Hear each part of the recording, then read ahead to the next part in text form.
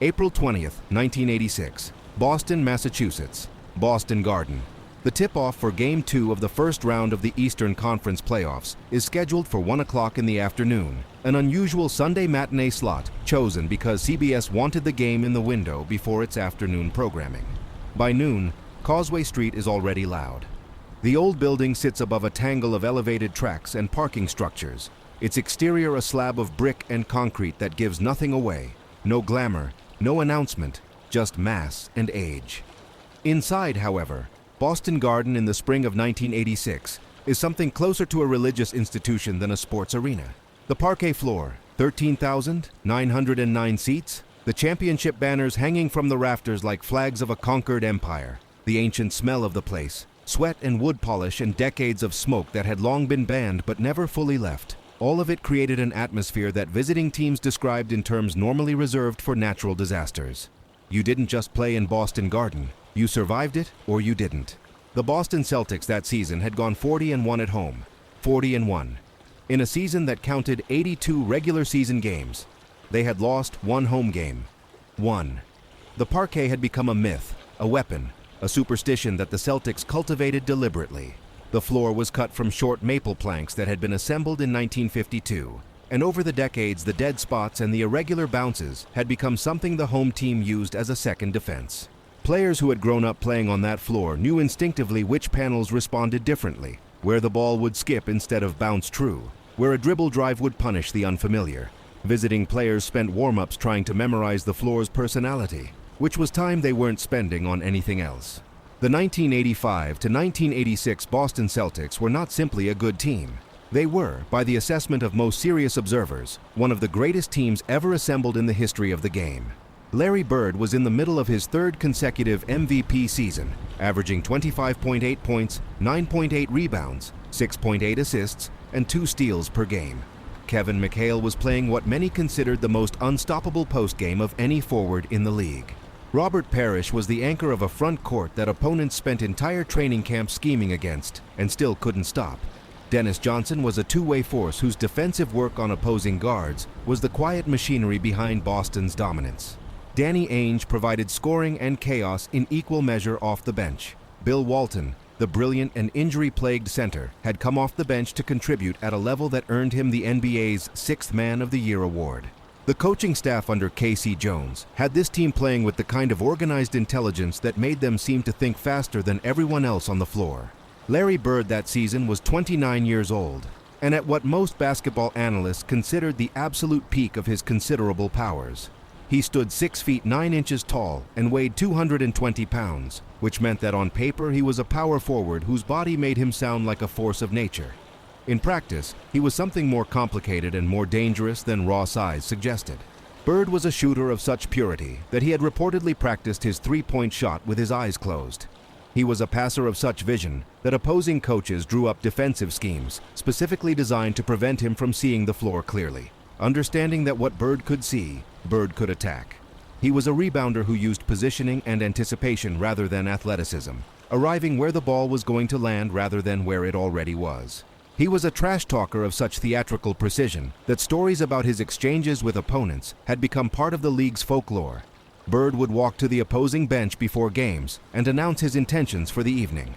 He would tell opponents exactly which shot he was going to take and from exactly where he was going to take it, and then he would do exactly that, looking back at them while the ball was still in the air. Bird had seen everything the NBA could show him by the spring of 1986. He had won 2 championships.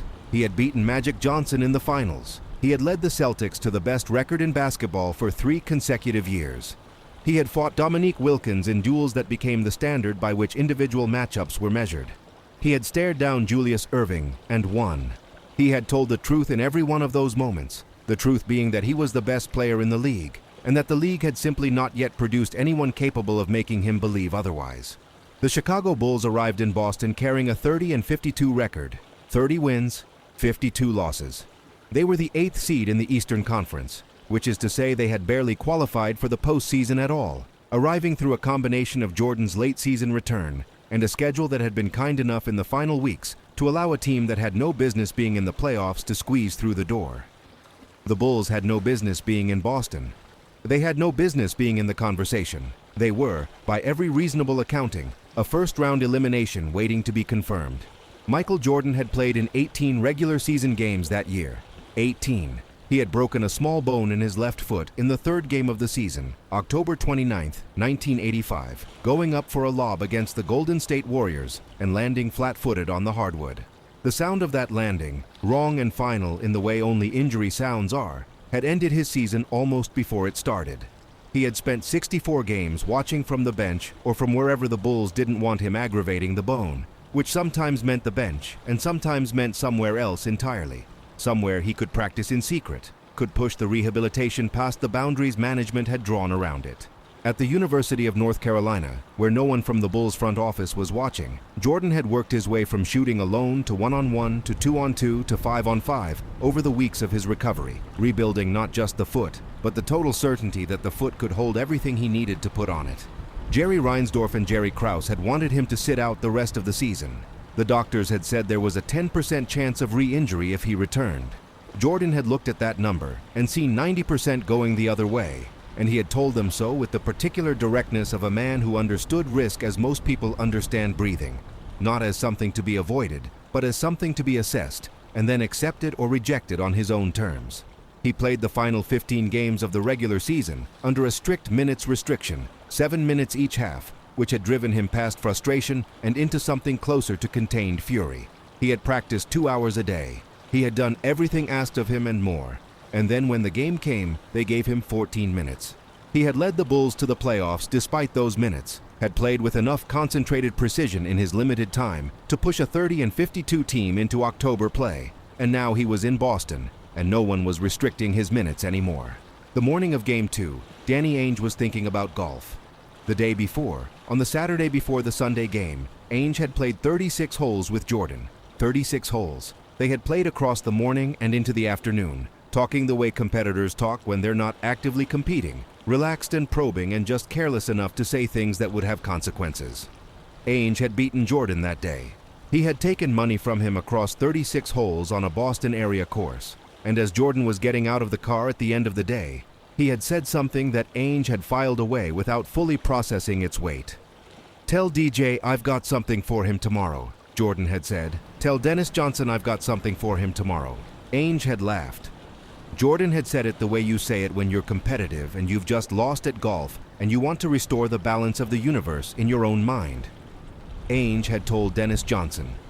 Johnson had nodded and prepared the way he prepared for everyone, methodically and without drama. None of them had really believed it was a warning. Why would they? This was Michael Jordan's second year in the league. He had missed 64 games. He was coming into Boston Garden against the greatest team in basketball with a 30-52 supporting cast. The idea that he was going to do anything meaningful against this team in this building on this parquet floor was not a serious idea. It was the kind of thing you said when you were 22 years old and you just lost at golf and you wanted to feel better about the next 24 hours. Larry Bird watched Jordan warm up before Game 2 and felt something he rarely felt in those years, which was curiosity unattached to any particular concern. Bird had guarded Jordan in Game 1, had felt the quickness that people talked about, but which you couldn't fully register until the man was actually in front of you, and then briefly and inexplicably not in front of you anymore. And he had talked to him during that game the way Bird talked to everyone, with a running commentary designed to introduce doubt into the conversation happening inside a player's head. He had asked Jordan what he was doing out here, not cruelly exactly, but with the particular flavor of condescension that Bird deployed as a weapon, the suggestion that the opponent's presence was more amusing than threatening, that Bird was watching a performance rather than participating in a contest. Jordan had not responded to it. He had not flinched or smiled or adjusted his expression by any visible degree. He had simply played. Bird had noted that. He noted everything. The player who talked back was processing the talk, which meant a portion of his attention was on the conversation rather than on the game. The player who said nothing was either shaken or was so completely inside his own preparation that external noise had been filtered out before it could reach the part of the brain that managed decisions. Bird had seen both kinds of silence. Jordan's silence, from the very first exchange in Game 1, had had a quality that Bird could not quite categorize, not the silence of a player suppressing emotion and not the silence of a player trying to appear unaffected. It was the silence of a player who simply did not register the input the same way other players did. Jordan had been somewhere Bird's words couldn't find. The Celtics won Game 1 by 20 points, 123 to 104. They had handled the Bulls with the efficiency of a dynasty handling a team that has no business being in the same building. Jordan had played well enough, scoring 49 points, but the Celtics had simply had too many weapons, too much intelligence deployed across too many positions, and the Bulls had not been close at the end. The Boston Garden crowd had been politely brutal, which is to say they had cheered every Celtics bucket and acknowledged Jordan's scoring with the mild surprise of people watching a precocious child do an impressive trick, entertained but not alarmed. Now it was Game 2, and the building was fuller somehow, not in actual attendance but in psychological density, the way a room fills with expectation before something happens that everyone senses is coming, but no one can specify.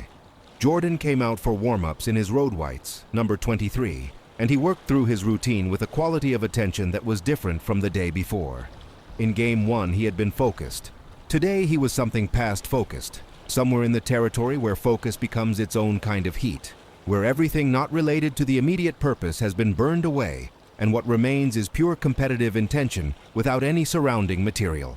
His warm-up shots fell through the net with the regularity of a machine, not because he was going through motions, but because the motions had become so habitual, so deeply grooved through years of practice at Carolina and in Chicago and in every available gym, that they produced results without requiring management. Bird watched Jordan from across the court and felt it this time. Whatever it was, he felt it the way you feel a change in atmospheric pressure, not as a specific sensation, but as an alteration in the quality of the air around everything. The Celtics were talking in the ways the Celtics always talked, which was constantly and with the precision of a team that had integrated trash talk into its defensive scheme, the way other teams integrated traps and doubles. Kevin McHale had a gift for the specific needle, the comment that found the exactly right gap in a player's confidence and widened it. Danny Ainge was relentless in the way small fast players are relentless, chattering and bumping and making himself present in the peripheral vision until an opponent became more aware of Ainge than of the game. Dennis Johnson was quieter but more physical, a defender whose pressure was expressed in contact rather than conversation. And Larry Bird was Bird, which meant he was the orchestra conductor of it all, the voice that gave the symphony its theme and kept everyone in tempo. They came at Jordan from the beginning of Game 2 with all of it. The words and the physicality and the accumulated weight of playing in Boston Garden in front of 13,909 people who had watched this team dominate basketball for 7 years and who understood, in the way that expert audiences understand, when something was and when something wasn't. Bird guarded him at times and talked to him constantly, and what he said went into the air and dissolved because Jordan was not receiving it. The broadcast cameras caught Jordan's face in those first minutes, and the expression on it was not the expression of a man working hard. It was the expression of a man who had already, somewhere in the preceding 24 hours or 24 weeks or 24 years, decided how this was going to go, and was now simply executing the decision. By the end of the first quarter, Jordan had 12 points. Efficient, clean, not yet the thing it would become. The Celtics led and the game felt manageable, which is to say it felt like what everyone had expected, a first-round series in which a great team would dispose of a lesser team in the required number of games, absorbing whatever individual brilliance the lesser team could generate and converting it into a Celtics win through the advantages of depth and experience and the parquet floor. Bird hit a pull-up jumper over Jordan in the second quarter, a shot from the elbow that he had made so many thousands of times that the motion was less a decision than a reflex, and he held his follow-through a beat longer than necessary, looking at Jordan as the ball fell through. Not taunting exactly, just recording the moment the way a craftsman acknowledges good work. Jordan came down the floor and scored on the next possession, and the next, and the next. In the second quarter, he found a rhythm that was different from scoring rhythm, which every elite player could achieve given enough time and space. What Jordan found in the second quarter of that game was something quieter and more total, a state in which his body was doing what it had been trained to do, and his mind was entirely free to observe rather than direct, to see the floor as a map of possibilities rather than a series of obstacles. To move through Boston's defense not by overpowering it, but by finding the angles that opened for one step, and then another, until he was at the rim or behind the line, and the ball had already left his hand. He was reading the Celtics the way Bird read opponents, which is to say he was ahead of them, not reacting to what they were doing but anticipating what they were about to do and positioning himself for after. He had 23 points at the half. The Celtics still led. The building was still operating on the assumption that the Celtics would win because the Celtics had won 40 games at home during the regular season and won every playoff game so far, and because the idea of anything else was not a serious idea. But something had changed in the quality of the noise in the building, a subtle shift in the frequencies of crowd sound, the way a concert hall sounds different in the moments before a performer reaches the section of a piece the audience has come specifically to hear. Jordan came back for the third quarter and stopped being good. Good is a category. What Jordan became in the third quarter of that game was something the language of sports commentary hadn't developed adequate vocabulary for yet. He attacked Dennis Johnson off the dribble and finished in traffic. He pulled up from mid-range over McHale's outstretched hand.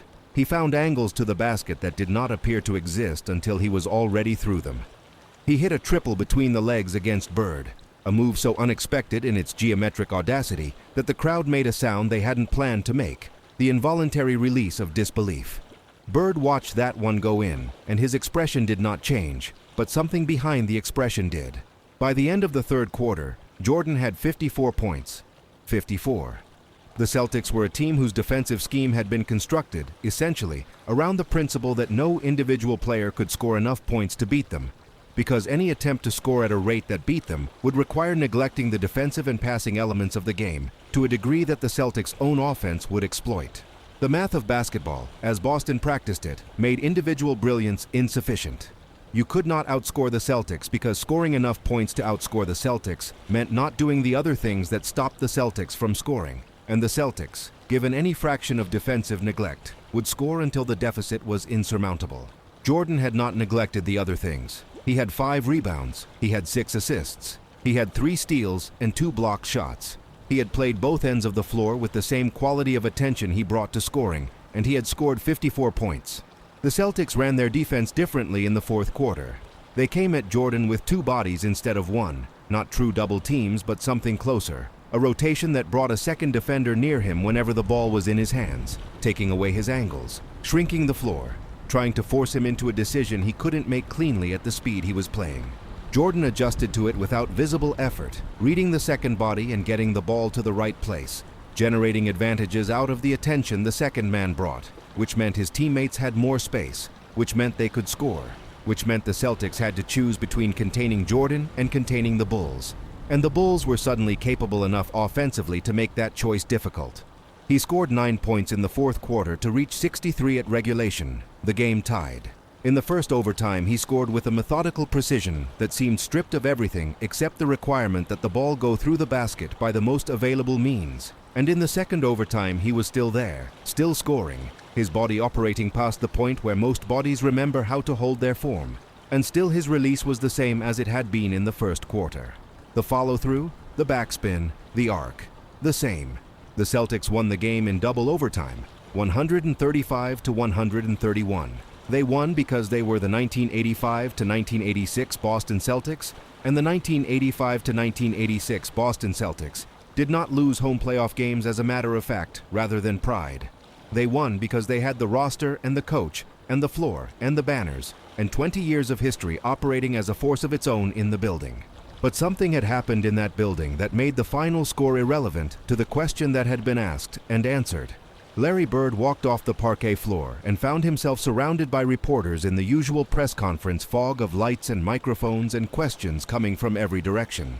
He answered the questions about the Celtics, about the game plan, about the overtime, with the professional patience of a man who had given hundreds of post-game interviews. And then someone asked him about Michael Jordan and what they had just watched for 48 minutes of basketball, plus however long those 2 overtimes had lasted. And Bird stood in the light and thought about it for a moment, not performing the pause, but actually thinking, which was unusual enough that the reporters noticed it. "I didn't think anyone was capable of doing what Michael has done to us," Bird said. "He is the most exciting, awesome player in the game today." He paused again. "I think it's just God disguised as Michael Jordan." No one in that room had ever heard Larry Bird say anything like that about an opponent. Larry Bird did not say things like that. Larry Bird said things that established his own superiority, or that were calculated to introduce doubt in the mind of the next opponent. Larry Bird did not stand in the light after a game he had just won and reach for the vocabulary of the divine to describe what the other team's player had done to him. He did not do that. He had done it tonight. In the visitors' locker room, Jordan sat in front of his locker and said almost nothing. When the press arrived, he told them the same thing he had said after Game 1, some version of the only thing he ever really said after games in those years, which was that the points were irrelevant unless they led to a win, and this one hadn't. So what had they accomplished? 50 points, 49 points, 63 points, he said, paraphrasing himself almost exactly. I just want to win again. The points don't mean anything to me. He meant it. This was not the modesty of a player performing humility for the cameras. Jordan in the spring of 1986 had not yet won anything that the sport considered worth measuring, and he knew with a precision that bordered on the clinical that 63 points in a playoff loss was not a championship, was not a ring, was not any of the things that the game had decided were the only proper units of measurement for greatness. The record he had just set, breaking Elgin Baylor's 24-year-old mark of 61 points in a playoff game, would stand for the rest of the century and into the next one, still standing 39 years later and counting. But that night in Boston, he sat in front of his locker and thought about what it had cost him and what it hadn't gotten him. The Celtics swept the series in 3 games. Chicago was eliminated the following Wednesday, and Jordan averaged 43.7 points per game for the series, which is to say he scored at a rate that would have won almost any series against almost any team in the league, and the Celtics had still swept him because the Celtics that year were not almost any team. They won the championship that June, defeating the Houston Rockets in 6 games, Bird recording a triple-double in the clinching game, confirming everything the season had already confirmed about who they were and what they could do. In the years that followed, when Bird was asked about opponents who had tested him, who had made him feel the range of things that great competition makes you feel, he gave the expected answers most of the time. He talked about Magic. He talked about Dominique. He talked about the Pistons and what they had done to the Celtics in 1987 and 1988. But when he was honest, when the conversation reached the place where honesty became the only appropriate currency, he talked about that Sunday afternoon in Boston in 1986, about a 22-year-old player coming off a broken foot with 30 and 52 behind him, and no one in his corner who could do what the Celtics could do, and what that player had done to his basketball team in their own building, in front of their own crowd in the building where they had lost 1 game all season. Jordan left Boston and went home to Chicago and started preparing for the next season with the particular intensity of a man who had been shown something he couldn't unsee. He had learned things in those 3 games that no film study could have taught him. Things about what it felt like to be the only weapon on a team playing a team of weapons, about what it cost to carry everything on your shoulders without anyone available to share the load, about what championship basketball required beyond scoring and will. He filed those lessons the way he filed every humiliation and every defeat, not in the drawer labeled grievances, but in the one labeled fuel, adding them to the reserves he had been building since childhood, since being cut from the varsity team at Laney High School in Wilmington, North Carolina. As a 15-year-old, and every slight and every doubt, and every gate that had been closed in front of him since. He did not yet have the team. He did not yet have the rings. But he had 63 points in Boston Garden, and he had the knowledge of exactly how much more he still needed to become. Years later, long after the championships had been won, and the arguments about greatness had been settled in the only arena where they can be settled, which is time, Larry Bird would say that the performance he watched in 1986 was the beginning of his understanding that something new was arriving in the league, something that his generation would need to accomplish everything it intended to accomplish before that thing arrived in full force. He had felt the urgency of it afterward, had gone into the 1986 finals and the 1987 season with a sharpened sense that the window he and his team were playing in was finite in a way that hadn't quite felt true before. He didn't phrase it as fear. Bird didn't do fear. But he understood, in the way that great competitors understand, that the performance he had just witnessed was not the finished product. It was the beginning. And Michael Jordan was just 22 years old, still broken by debt he hadn't accumulated yet, still months from the season in which he would average 37.1 points and begin the scoring title streak, still years from the championships that would answer every question anyone could think to ask. He was 22 years old, and he had just broken a 24-year-old record in a building where almost no one won, playing with a 30 and 52 team, coming off a broken foot, restricted to 7 minutes a half for most of the regular season, and he had looked Larry Bird in the eye while doing it, and Bird had looked back and recognized what he was seeing. The game finds the players who will carry it forward, and sometimes the carrying begins in defeat, in the overtime of a loss in a hostile building, in the moment a player walks off the floor having done something historic, and understands clearly and without comfort that it was not enough. The distance between not enough and everything is where greatness is built. Not in the highlights, but in the private accounting of what was missing. And Michael Jordan in the spring of 1986 had the most detailed and unsparing accounting of the distance in front of him of anyone in the game. He would spend the next 5 years closing it. He would close it with a kind of systematic fury that the sport had not seen and has not seen since. And he would do it not despite the 63 points in the loss, but because of them, because he had turned that afternoon into something that fed him, had converted the failure of the final score into the energy source that powered everything that came after. The scar becomes the muscle, the wound becomes the engine. And the distance between what you are and what you will be is not a gap to be mourned but a fire to be lit, one possession at a time.